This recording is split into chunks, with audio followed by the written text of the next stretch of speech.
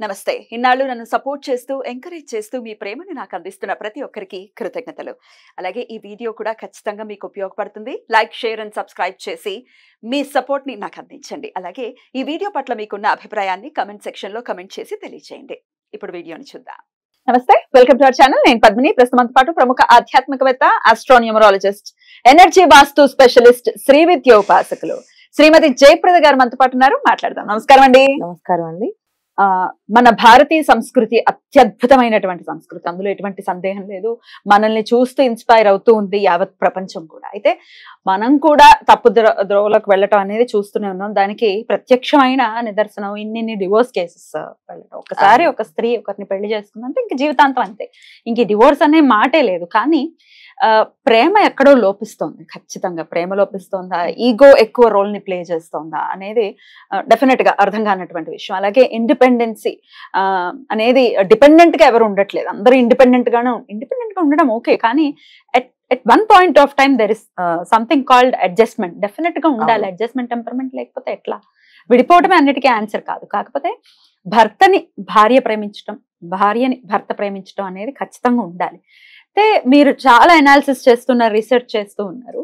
ఏ నక్షత్రాల వాళ్ళు, ప్రత్యేకించి అమ్మాయిలు భర్తని ప్రాణప్రదంగా ప్రేమించే వాళ్ళు ఎవరు అంటే మీ రీసెర్చ్ లో మీకు తేలింది ఏంటంటే? తప్పకుండా ఈ 20 ఏళ్లలో చాలా మంది ఉన్నారు చెప్తా దాంట్లో. కాకపోతే ఏంటంటే ఇప్పుడు అమ్మాయి దొరకట్లేదు, వీళ్ళ నక్షత్రాలు పెడితే మా పరిస్థితి ఏంటి?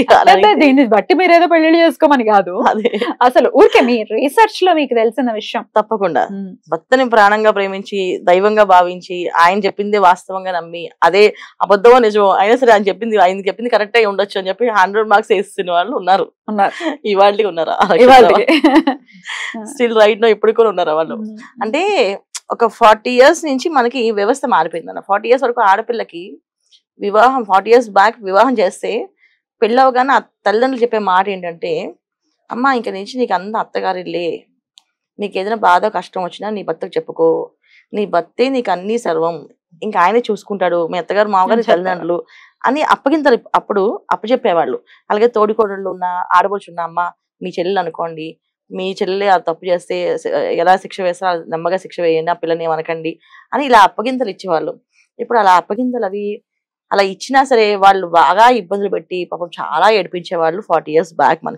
మనకు 40 years బ్యాక్ వెళ్ళి మనం చూసుకుంటే మన అమ్మలు పడే కష్టాలు, వాళ్ళ అత్తగారిళ్లలో ఆడవర్షులతో బాధలు, ఎంత చేసినా సాటిస్ఫాక్షన్ లేని బాధలు, వీళ్ళు ఎంత లొంగి పని చేసినా సరే వాళ్ళు ఒప్పుకోకుండా రివెంజ్ వీళ్ళ మీద చేస్తూ ఏదో మేము సాధిస్తున్నాం, మేము పోరాడుతాం, మేము ఆడవర్షులు, మేము అత్తగారులు అని ఏడిపించిన ఏదైతే ఆడవాళ్ళ శత్రువులు అని అన్నారు, ఏదైతే 40 years బ్యాక్ జరిగిందో అప్పుడు అందరు లేడీస్ ఏంటంటే ఎలక్ట్ అయిపోయారు.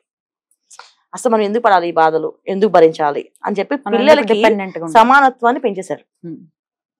వాళ్ళు పడే బాధ అది. యాక్చువల్లీ వాళ్ళు పడిన బాధ వల్ల వాళ్ళ పిల్లల్ని సమాధానం పెంచారు.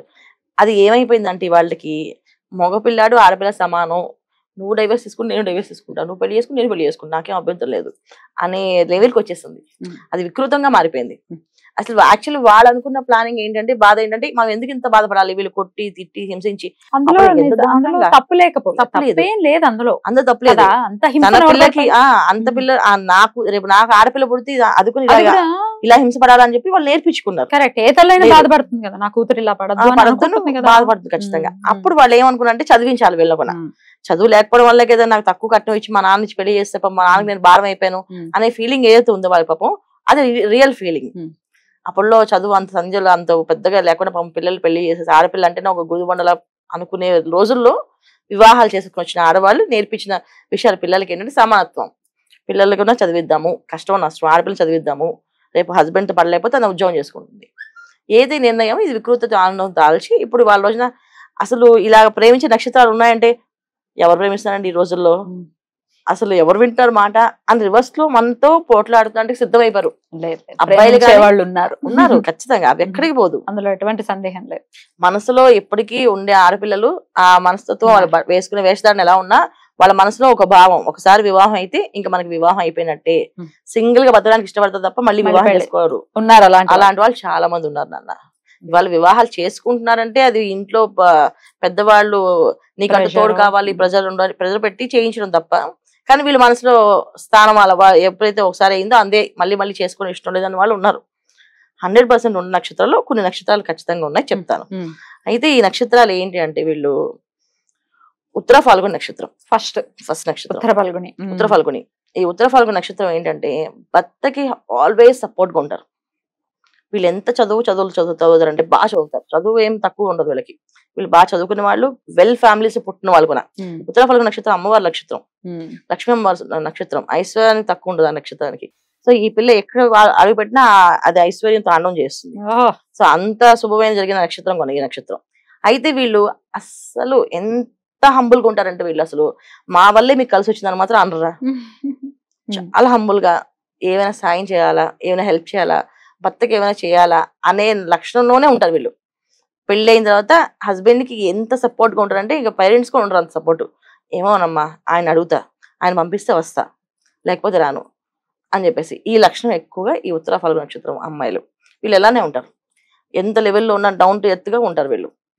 కింద లెవెల్ ఉన్నా అంతే పరిస్థితి, అడ్జస్ట్ చేసుకుని ఉద్యోగం చేస్తున్నా, అయ్యో నా శాలరీ నేను మీకు ఇచ్చేస్తా మొత్తం వాడేస్తాను హస్బెండ్ అని అనుకోరు. తెచ్చి కాము బుద్ధివంతులా ఇచ్చేస్తారు, గుడ్ స్టూడెంట్స్ లాగా ఇచ్చేస్తారు అనమాట. సో చేసేయండి, ఆయన ఇష్టం, ఆయన తెలుసుకుని ఆయన చేయడం. అలాంటి నక్షత్రం. ఇంకోటి మృగశిర నక్షత్రం, ఇది కుజ నక్షత్రం. కానీ చాలా హస్బెండ్ ఎలానే ఉండని, నేను మాత్రం మా ఆయన సేవ చేసుకోవాలి. కొంతమంది వీళ్ళకి ఎంత ప్రాబ్లమ్స్ అంటే కొంతమంది అమ్మాయిలకి హస్బెండ్స్ టార్చర్ పెట్టే హస్బెండ్స్ కూడా ఉంటారు, ఇబ్బందులు పెట్టే వాళ్ళు కూడా ఉంటారు. కొంతమందికి అయితే అసలు వీళ్ళని లెక్క చేయని వాళ్ళు కూడా ఉంటారు. వీళ్ళు అవేం పట్టించుకోరు, ఆయనతో దైవంగా భావించి ఆయన కావాల్సినవన్నీ చేస్తూనే ఉంటారు, మాట్లాడుతూనే ఉంటారు. ఏదైనా సరే వాళ్ళకి సేవ చేయకుండా వీళ్ళు ఏ పని చేయరు, వాళ్ళు చెప్పిన మాటే వింటారు. ఈ నక్షత్రం. తర్వాత ఇంకొక నక్షత్రం శతభిష నక్షత్రం. శతభిష నక్షత్రం వాళ్ళైతే అసలు చాలా బ్యాలెన్స్ పర్సన్స్. ఎంత బ్యాలెన్సింగ్ ఉంటారంటే వీళ్ళు వాళ్ళ హస్బెండ్ మంచివాడు కాదనుకో మార్చుకుంటారు. నేర్పు ఉంటుంది, చాలా ఓర్పు మనుషులు. అంటే బ్యాలెన్సింగ్ అంటారు. ఎలాగా, ఈయన రోజు ఒక తాగుబోతు హస్బెండ్కి ఇచ్చి పెళ్లి చేసాం తెలియక చేసాం అనుకో, ఈయన తాగుడు మానిపించాలి అంటే ఈయనకి ఏం చెప్తే మానేస్తారైనా అని మంచి మంచి మాటలు చెప్తూ, సాయంత్రం మీతో మాట నేను కూడా కబుర్లు చెప్పుకుంటూ మన ఇద్దరం కలిసి గుడికి వెళ్దాం, మనం ఇద్దరం కలిసి ఇక్కడ చేద్దాం అని ఒక హస్బెండ్ కి ఒక ఫ్రెండ్ అయిపోతారు వీళ్ళు, ఒక బెస్ట్ ఫ్రెండ్ అయిపోతారు వీళ్ళు. మార్చేసుకుంటారు. ఇలాంటి హస్బెండ్ నుంచి మార్చేయగల శక్తి వీళ్ళకే ఉంది. రాహు నక్షత్రం వెరీ టాలెంటెడ్. ఎంత అంటే వాళ్ళని అసలు మనం మెచ్చుకోవాలన్నా ఈ విషయంలో చాలా మెచ్చుకోవచ్చు. అది సో రెస్పాన్సిబిలిటీలో తీసుకుంటే ఒకసారి వాళ్ళకంటూ రెస్పాన్సిబిలిటీ తీసుకోరు, జనరల్ గా తీసుకోరు వీళ్ళు, తీసుకోరు. నా వల్ల కాదు, నేను చేయలేని చెప్పేస్తారు, మొహం మీదే చెప్పేస్తారు. ఎందుకంటే ఏదో చెప్తారు సామెత, అంతనిష్టం కన్నా ఆది నిష్టం మంచిదని చెప్పేసి. సో వీళ్ళు ముందే చెప్పేస్తారు, నా వల్ల కాదు, నేను చేయలేను, ఏమో నా వల్ల అవుతుందో అవుదో, మళ్ళీ మీరు ఇబ్బంది పడతారేమో అని మొహం మీదే చెప్తూ ఉంటారు. కానీ హస్బెండ్ విషయంలో అలా ఉండదు. ఓర్పుగా సహనంగా మార్చుకోవడానికి ప్రయత్నం చేస్తూనే ఉంటారు. ఏదో ఒక ప్రయత్నం, వాళ్ళ హస్బెండ్ మారాలి, వాళ్ళ పిల్లలు బాగుండాలి. సో కుటుంబము అంటే తన కుటుంబం అంటే తన పిల్లలు, తన హస్బెండ్, వీళ్ళు చల్లగుండి చాలు. వీళ్ళ కోసం పూజలు చేస్తారు, వీళ్ళ కోసం ఏమైనా చేస్తారు, వీళ్ళు మారుతారు. వాళ్ళ కోసం వీళ్ళు పూజలు అవ్వట్లేదు అనుకోండి, పూజ చేస్తే మారుతారని చెప్తే, మా వారు బాగుంటారా పూజ చేస్తే అంటే సరే చేస్తా అని చేస్తారు. నువ్వు బాగుంటే పూజ చేసుకోమంటే నా వల్ల కాదు, నేను అవన్నీ చేయలేను, నేను ఆ ఉపవాసాలు కూడా చేయలేను. అదే నీ భర్తకి బాగుంటుంది ఉపవాసం చేసావు అనుకుంటే ఉపవాసం ఉండిపోతాడు. ఎలా ఉండిపోతున్నావు అంటే ఆయన కోసం ఉంటున్నా, ఆయన పాప ఆయన చేసుకోలేరు, ఆయన కష్టం అవుతుంది అని ఇలా మాట్లాడతారు. సో మన కోపం వస్తుంది. సో తల్లికి కూడా వీళ్ళు అదే చెప్తారు ఆ విషయం ఆన్సర్. అంటే ఇంత బ్యాలెన్స్ గా ఉండేవాళ్ళు ఈ శతభిష నక్షత్రం వాళ్ళు.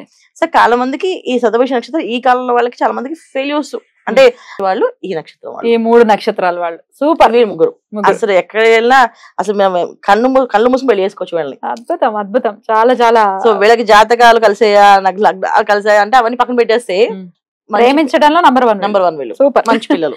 చాలా చాలా అద్భుతంగా తెలియజేశారండి. Super, thank you so much. నమస్తే. నమస్తే అమ్మా. శ్రీమాత్రి నమః.